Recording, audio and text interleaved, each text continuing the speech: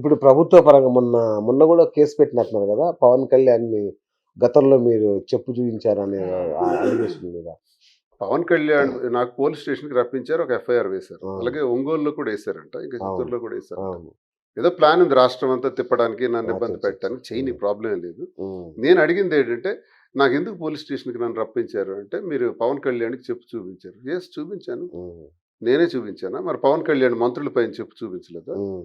నువ్వెంత నీ బ్రతికెంత అని సాక్షాత్తు ముఖ్యమంత్రి అవును. జగన్మోహన్ రెడ్డి గారిని సంబోధించలేదా? ఉమ్. మరి వైసీపీ నాకు కొడకల్లారా అని మా పార్టీ కార్యకర్తలకి మాట్లాడలేదా? చెయ్యికంత నన్ను దూరం వస్తే కొట్టి పడేస్తాను అని అనలేదా? ఉమ్. ఇవన్నీ మీకు సూక్తి ముక్త వాళ్ళ అనిపిస్తుందా? ఉమ్. వాటి మీద కేసు కట్టండి. కానీ మాధురి గారు మీరు పవన్ కళ్యాణ్ ఏమండి పవన్ తిట్టడం వల్లనే ఇదంతా జరుగుతుంది అనుకోవచ్చా? నేను ఇప్పటికీ తిడతానండి. ఇప్పుడు ఆ. శ్రీనివాస్ గారు ఎప్పుడో 2 సంవత్సరాల క్రితం పవన్ కళ్యాణ్కి ఏదో చెప్పు చూపించి ఆ. మాట అన్నారు. అది ఆ. కూడా ఎందుకు మా మా అధినేత నేను జగన్మోహన్ దాని రెడ్డి వల్ల గారిని అనుకోవట్లా. పవన్ కళ్యాణ్ గారు తిడితే కామెంట్ చేశారని తిట్టారు, అవును. కేసు ఫైల్ చేశారు. మరి ఇప్పుడు ఆడపిల్లని నా మీద నీచంగా ట్రోల్స్ చేస్తున్నారే, ఈ జనసేన టీం వాళ్ళు కొంతమంది వీడియోస్ పెడుతున్నారు, నన్ను చంపేస్తానని బెదిరించారు. మరి అవి నేను తీసుకెళ్లి పోలీస్ స్టేషన్ లో కంప్లైంట్ పెడితే ఎందుకు ఎఫ్ఐఆర్ ఫైల్ చేయలేదు? ఉమ్. మరి మన హోంమంత్రి అనిత గారు ఆడపిల్లల మీద ఎటువంటి సోషల్ మీడియాలో వచ్చినా మేము వెంటనే స్పందిస్తామంటే, అంటే మీ ఆడపిల్లలకేనా? మేము ఆ. ఆడపిల్లలం కాదా? ఆ. నువ్వు ఇదే ప్రాబ్లమ్స్ ఫేస్ చేసి వచ్చానని చెప్పావే ఒక మహిళగా.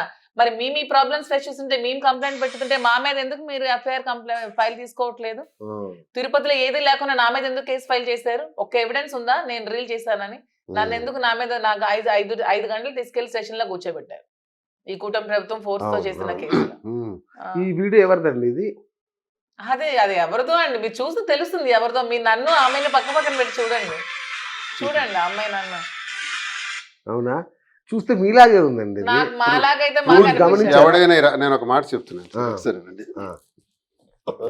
ఈ అమ్మాయి మాధురి అని ప్రూవ్ చేసే వ్యక్తికి ₹1,00,00,000 బహుమానం ఇస్తాను. ఓకే, అసలు ఓకే. ₹1,00,00,000 నేను 100 కోట్లు ఇస్తానండి. మొత్తం ఆ అమ్మాయి నేనని ప్రూవ్ చేస్తే నేను 100 కోట్లు. దమ్ముంటే ఆ. నెల రోజులు టైం ఇస్తాను. ఓకే. కావాల్స్తే మరో నెల తీసుకోండి. మీ మీడియా ముందుకు వచ్చి ఈ అమ్మాయి మాధురి అని ప్రూవ్ చేస్తే, ఉమ్. రిజంబ్లెన్స్ కనబడినంత మాత్రాన మాధురి అని ట్రోల్ చేసే నా అదే కొడుకు resemblance కూడా ఎక్కడ కనిపిస్తుంది? రిజంబ్లెన్స్ ఏంటండి? యాస్టిస్ ఉంది ఆ అమ్మాయి. సరే ఊరుకోండి. ఉండలే, సరే పోనీ అందుకు ఆ. అనుకుందాం, వదులుదాం. ఇలా ట్రోల్ చేసే నా కొడుకులకి ఉమ్. దమ్ముంటే మీరు ఈ అవకాశం పొందండి. Super. 1 crore on the Wow. Spot. మీ తరఫున 1, ఆమె తరఫున 1. ఆమె ఇంకా గడిగింది. ఆ ప్రోగ్రామ్ ఎక్కడ కనుక్కోండి, ఎక్కడో తీసుకోండి. అదే, నాకేం అదే. కర్మ ఉంది రికార్డింగ్ డాన్సులు అదే ఒకవేళ కదా. ఇంకోటి కూడా చెప్తున్నాను, ఆ. వాళ్ళు ప్రూవ్ చేయలేరు అంటే ఈ ఆ. అమ్మాయి ఎవరో మేము ప్రూవ్ చేస్తాం. అచ్చా, మాకు అవునా? తెలుసు, ఈ మాకు వివరం తెలుసు. తెలుసా మీకు? మాకు తెలుసు. ఓకే, ఎందుకు? ఓకే. ఆ అమ్మాయిని బయటకు కూడా ఇప్పుడు రానివ్వట్లేదు మేము పిలిచిన. ఆ అమ్మాయి రికార్డింగ్ ఛాన్స్ ఏదో ఆమె ప్రొఫెషనల్ గా బ్రతుకుతుంది. అదేలేండి. Okay, okay. ఆ అమ్మాయి ఎవరో మాకు తెలుసు. అవునా? ఆ అమ్మాయి పేరు పెట్టి ఏంటి నేను పక్క నిమిషం recording- ఆ అమ్మాయి పేరు పెట్టి మా మీద ట్రోల్ చేయాలని చూశారు. ఓకే. ఈ జనసేన ఆ.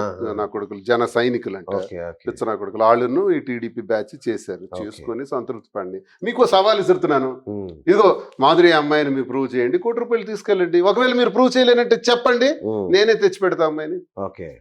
అచ్చా, ఓ సూపర్. ఏంటి ఇప్పుడు నేను రికార్డింగ్ డాన్స్ చేసుకునేంత కర్మ నాకు లేదు. అలాగని రికార్డింగ్ డాన్స్ ఎప్పుడో- తప్పని నేను అనండి. ఇప్పుడు ఇప్పుడు అమ్మాయి ఇప్పుడు కాదు. చేసింది ఎప్పుడో కూడా ఎప్పుడో ఆ, నా పాతకాలం ఎప్పుడైనా. ఫోటో తీసి చూడండి. ఎప్పుడైనా మీరు వెళ్ళి ఎంక్వైరీ చేసుకోండి అంటే కాలేజ్ ఇది చూసుకుంటే కనీసం ఒక 20 ఏళ్ల క్రితం. 20 ఏళ్ళ ఎప్పుడైనా. క్రితం 20 ఏళ్ళ క్రితం నాకు ఏజ్ ఎంత ఉంటదండి? నాకు 15 సంవత్సరాలు, నాకు 13 సంవత్సరాలు పోనీ, ఉంటాయి. అయ్యో, నేనేదో నాకు ఇప్పుడు 34 సంవత్సరాలు అంటే 20 ఏళ్ళ క్రితం నాకు ఎన్ని సంవత్సరాలు ఉంటాయి? కాదులేండి, 15 ఏళ్ల క్రితం ఇప్పుడు అనుకోండి అట్లా. ఇప్పుడు రికార్డింగ్ డాన్స్ చేసే వాళ్ళు వాళ్ళు prove తప్పు చేయమనండి. పట్టట్లేదు. ఆ అమ్మాయిని కూడా Correct, తప్పు పట్టలేదు. ఆమె బ్రతుకుదారి కోసం మీ సినిమాలో చేస్తే హీరోయిన్ అంటారు, బట్టలు ఇప్పి చేస్తే ఇందులో చేస్తే రికార్డింగ్ డాన్స్లు అంటారు.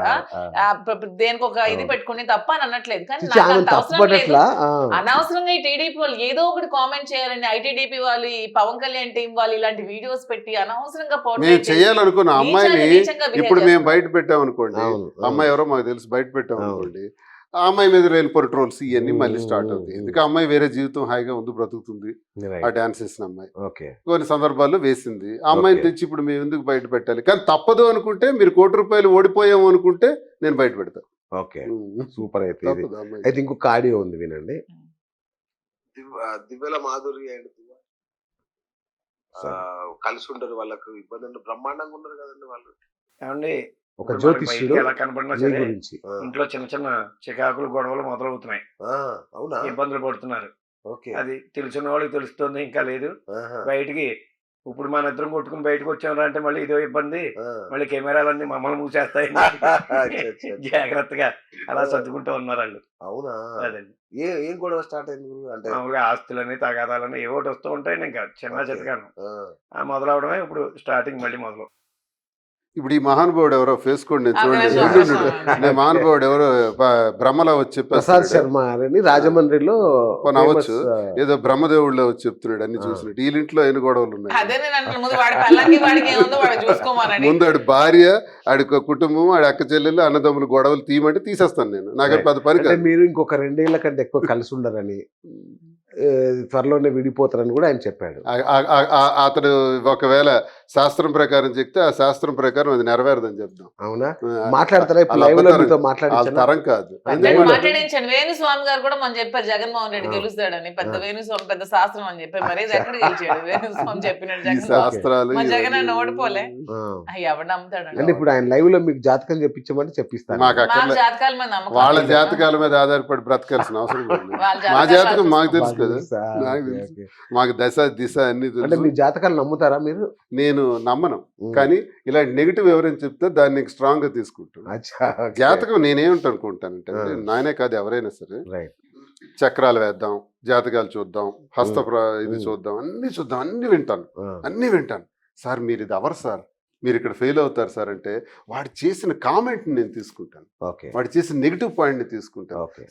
మీరు దేశానికి రాజు అయిపోతారు సార్ అంటే నేను నమ్మను. ఉమ్, ఓకే. సార్ మీరు రాజు కాలేరు అంటేనే నమ్ముతాను. మీకు అది ఇంకా ఇంట్రెస్టింగ్ ఉంటుంది. దీన్ని ఎలాగైనా జాతకంలో ఆ వాడిని కోణం ఓడించాలి. తీసుకుంటాను. నేను ఆ. ఎన్నో జాతకాలు విన్నాను, ఎంతో మంది పండితులతో కూర్చున్నాను, వాళ్ళు చెప్పిందంతా విన్నాను. ఉమ్, అరగంటలో వాళ్ళు నా మీద నెగిటివ్ పాయింట్స్ ఏంటి చెప్పారు, ఆ నెగిటివ్ పాయింట్స్లో నేనేమైనా ప్రయత్నాలు చేస్తున్నానా, ఒకవేళ అందులో ఫెయిల్ అవుతానని వీళ్ళు అంటున్నారు గట, అందులో ఎందుకు సక్సెస్ కాను అని ట్రై చేస్తాను తప్ప వాళ్ళు పాజిటివ్ పాయింట్స్ ఏవైతే చెప్తారో ఆ పాజిటివ్ పాయింట్స్ నేను నమ్మను. నేనే కాదు, ఎవరైనా జాతకం వినండి, ఉమ్. ఆ జాతకంలో నెగిటివ్ పాయింట్స్ ఏమైనా ఉంటే దాని మీద ఫోకస్ పెట్టండి తప్ప పాజిటివ్ పాయింట్స్ నమ్ముకొని 1 year ఆఫ్టర్ 1 year అని రాజేంద్ర ప్రసాద్ అనుకుంటాడు కదా, ఆయన కింగ్ అనుకుంటాడు. దయచేసి అలా అవకండి అని అంటున్నాను. ఎవరైనా ఇదంతా మీరు మోసం. నమ్ముతారా? నేను కూడా జాతకాలు. నమ్మనండి. ఆ. జాతకాలు నేను అసలు నమ్మను. ప్రసాద్ శర్మ గారు చాలా బలంగా చెప్తున్నారు. ఎవరైనా నమ్ము.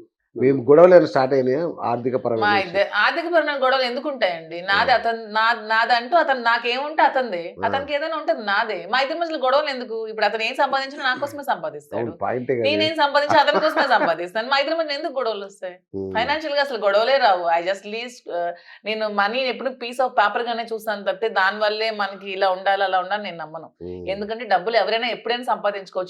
ప్రతి ఒక్కరు సంపాదించుకుంటున్నారు డబ్బు అనేది. అవును. అదొక దాని వల్ల మనలో బంధాలు క్రెడిబిలిటీ పోగొట్టుకోవాలి. ఉంటే డబ్బు డబ్బు వస్తుంది, వస్తుంది. మనలో లేనప్పుడు రాదు, అంటే ఉన్నా ఉండదు. నా దగ్గర ఇప్పుడు 1000 కోట్లు ఉన్నా దువార్ శ్రీనివాస్ దే. నేను ఒక క్వశ్చన్ కూడా చేయను, నువ్వు ఎందుకు ఖర్చు పెట్టావు కూడా నేను అడగను. అతని దగ్గర ఏది ఉన్నా అది నాకే. నాకు కూడా ఎందుకు నువ్వు ఖర్చు పెట్టావని నాకు అడగరు. ఇంకెందుకు మా ఇద్దరి మధ్యన గొడవలు వస్తాయి?